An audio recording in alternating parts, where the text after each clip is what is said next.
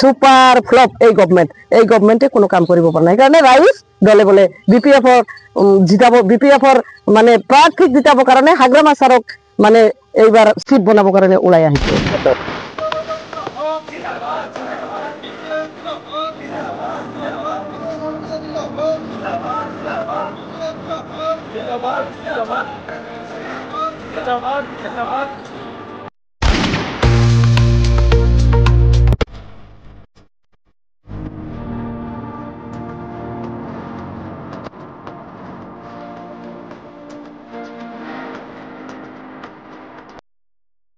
ধন্যবাদ জ্ঞাপন কৰিছো আপোনালোকৰ মিডিয়া পাৰ্চনক।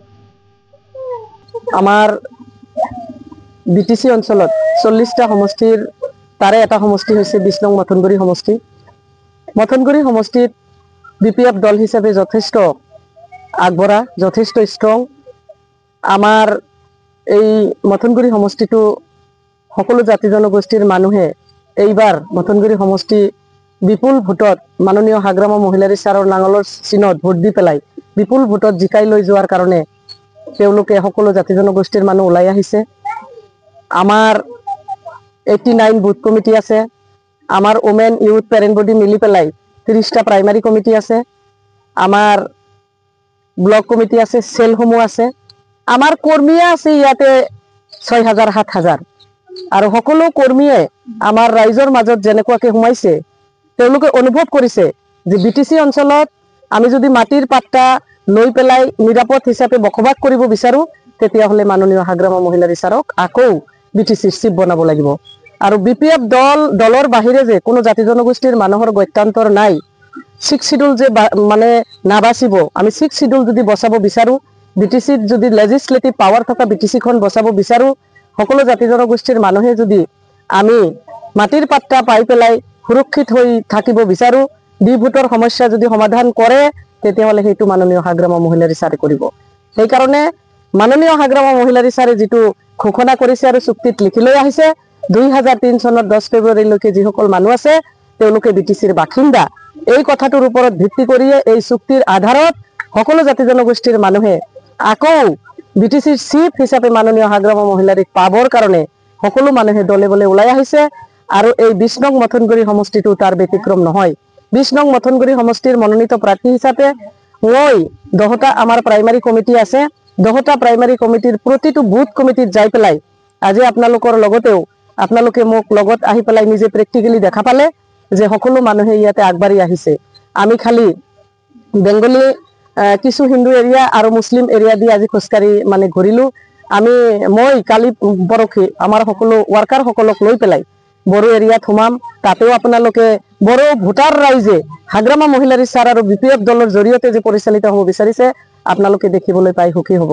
খেতিয়ক হওক, দোকানী হওক, সৰু সুৰা বিজনেছমেন হওক, সকলো জাতি জনগোষ্ঠীৰ মানুহ হওক, সকলোৱে মাননীয় হাগ্ৰামা মহিলাৰী ছাৰক চিফ আৰু এই মথনগুৰি সমষ্টিটোক মোক মনোনীত কৰি পঠিয়াই দিয়াৰ কাৰণে তেওঁলোকে মাননীয় হাগ্ৰামা মহিলাৰী ছাৰৰ বিপিএফ দলৰ যিটো নাঙলৰ ছবিত ভোট দি পেলাই এইবেলি মোক জয়যুক্ত কৰি লৈ যায় মাননীয় হাগ্ৰামা মহিলাৰী ছাৰৰ জৰিয়তে সকলো সমস্যাৰ সমাধান তেওঁলোকে কৰিব বিচাৰিছে।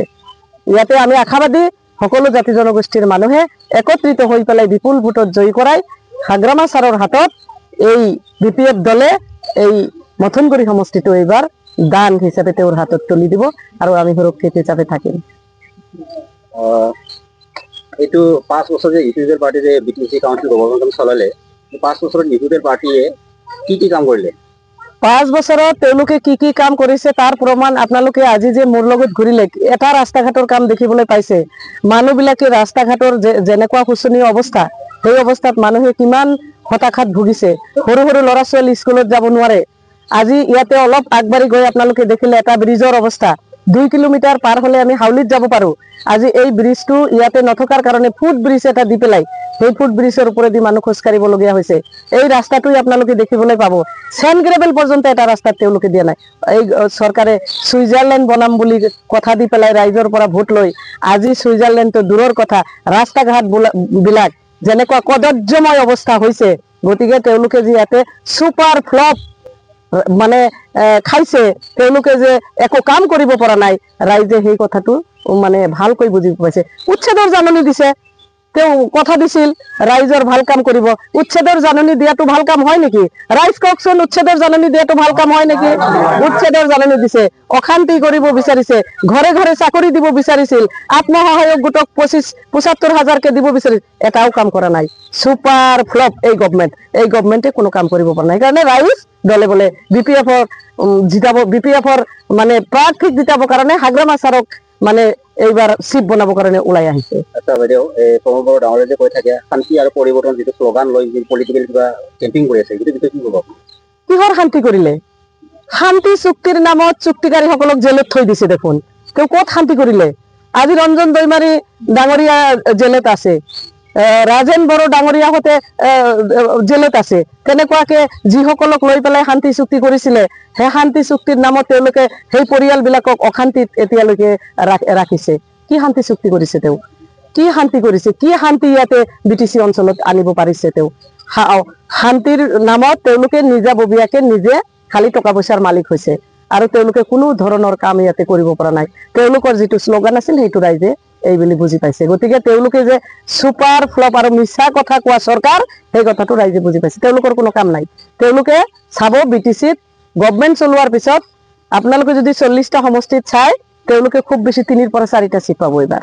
গতিকে তেওঁলোকে ইয়াতে আৰু তেওঁলোকৰ জাগা নাই, তেওঁলোকৰ জাগা খালী কৰি দিব এইবাৰ ৰাইজে।